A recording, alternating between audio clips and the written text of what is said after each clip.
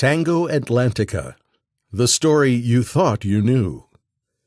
Written by Pete Spittler. Narrated by Steve Roush. About the author. A Michigan native who now calls Illinois home, Pete Spittler has been in the journalism industry since 1995 and is now the editor of a county-wide weekly newspaper. Pete's career has spanned everything from wiffle ball to first-degree murder trials. Among his unique and varied assignments, he's trained as a professional wrestler, served as a paranormal investigator, and camped out with Civil War reenactors, all in pursuit of telling the best and most accurate story. He's won acclaim in several categories for his writing, including Best Breaking News Story, Best Sports Story, Best Column/Editorial, and a first-place award by the Illinois AP Editors Association in sports news. Pete holds a bachelor's degree in journalism from Southern Illinois University, Carbondale, with a minor in history. About SWORD. The Scientific Weather Oceanographic Research Division, or SWORD, is dedicated to furthering research and development in the areas of weather modification and weather creation, while continuing exploration of the atmospheric sciences for military and commercial applications. For more information, visit www.facebook.com/swordorg. Acknowledgements. For all those who dared to dream, those who pushed the limits of invention and turned science fiction into reality. For my high school freshman English teacher, Leonard Karshnia, whose love of teaching and all things Stephen King had a tremendous effect on my desire to make writing my life's work. For Doug Hogan and Butch Wilson, whose advice and guidance have been instrumental in this book's creation. And for Clive Cussler, whose novels and accomplishments have inspired so many, including a young Michigan boy who grew up reading the adventures of Dirk Pitt at every meal. Forward. Science, my lad, has been built upon many errors, but they are errors which it is good to fall into, for they led to the truth. Jules Verne, 1828-1905, French novelist, poet, and playwright. Igni natura renovatur integra.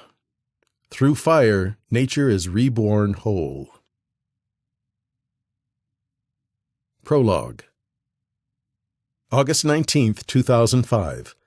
Samana Key, the Bahamas. It was nothing like Diego Santos had been led to believe. 3 weeks after graduating from the Massachusetts Institute of Technology, Santos had been transported by boat to the seemingly uninhabited Bahamian island of Samana Key, near the Tropic of Cancer. Arriving under the glow of a full moon, the small inflatable shore craft from the HMBS Temperance had deposited Santos, along with a fat, jovial, bespectacled man in a sweat-stained shirt and tie named Richard Monstry, on the white beach of the island. "Well, we're here," Monstry exclaimed, setting a large suitcase down on the sand. "Welcome to the Bahamas." "Doesn't look like much," Santos said. "What were you expecting? Large-breasted women, tall drinks, and room service?" Monstry scoffed. "You're in the wrong business for that, buddy." A slight wind rustled the few remaining strands of blonde hair on Monstry's head, and he self-consciously ran a hand over them. Looking around anxiously, he pulled back a sleeve of his shirt and checked his watch. 10 minutes to midnight, he said. "Should be any minute now." Almost as he spoke, a small circle of light flashed over a hill above the beach. A tall, thin man with wavy gray hair and clad in a white lab coat appeared and showed a flashlight down on them. "Frank Jackson," Monstry said, scrambling up the small hill and pumping the new arrival's hand in a vigorous handshake. "It's been too long." "Got another one, do you?" Jackson said, motioning towards Santos with a flashlight. "Fresh meat for the grinder," Monstry replied with a grin. "Got his letter the same day he graduated from MIT. The mention of the letter brought Santos's mind back to that fateful day when he arrived back at his parents' suburban New York City townhouse to find a manila envelope waiting on his childhood bed. His parents, both teachers in the New York school system, had kept his old room as tidy as the day he had left. The letter had congratulated him for his selection into the Scientific Weather Oceanographic Research Division. SWORD, as it was stated on the letterhead, promised, after an initial trial period, the opportunity for full-time employment with a handsome salary and benefits. After some phone calls and a little research of his own, Santos was in a plane, whizzing south over the east coast toward Nassau. "We don't have all night to admire the scenery," Monstry said, interrupting Santos's thoughts. "We don't have much time." Beyond the hill was a gravel path that followed the beach to the west. The person Monstry had named as Frank Jackson turned out to be the facility's Director of Atmospheric Alteration and Enhancement. Shining the flashlight on the path ahead, Jackson led the way with Monstry following close behind and Santos bringing up the rear. After roughly 20 minutes, Jackson stopped at a small grove of trees in the middle of a plateau. Even in the dark, Santos could make out a circular depression nearby in the grass.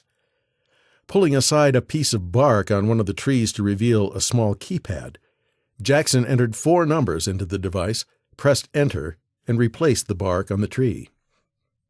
There was a rumbling noise beneath their feet, and the depression slowly pulled apart as a circular elevator rose from below. The 3 men squeezed into the tight space. Jackson entered another series of numbers, and the elevator began to descend.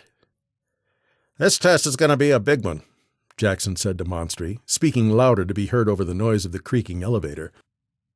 "Preliminary numbers have been checked and rechecked, and atmospheric conditions look good." "Are we going to have enough juice this time?" Monstry said. "The last one fizzled out."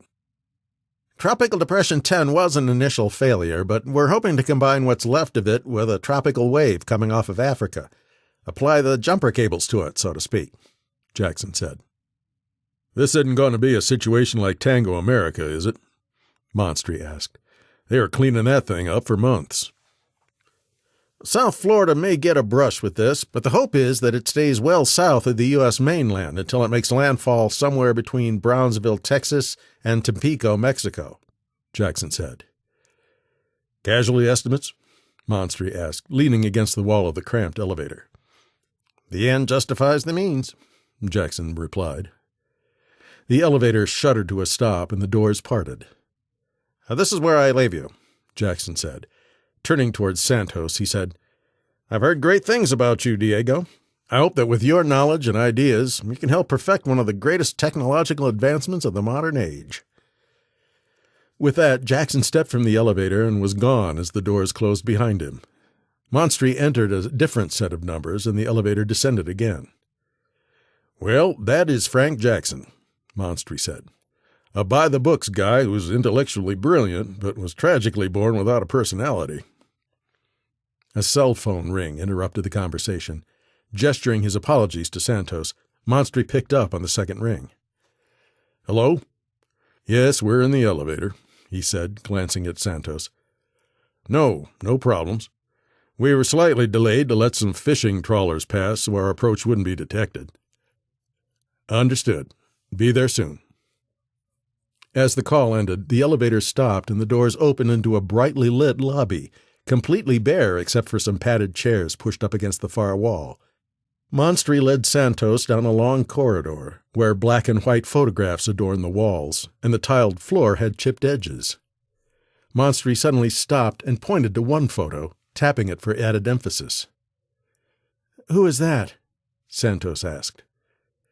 Glancing at the fading photo of a stern-looking man in a white lab coat, Monstry said, "That is Wilhelm Reich, considered one of the first fathers of weather modification."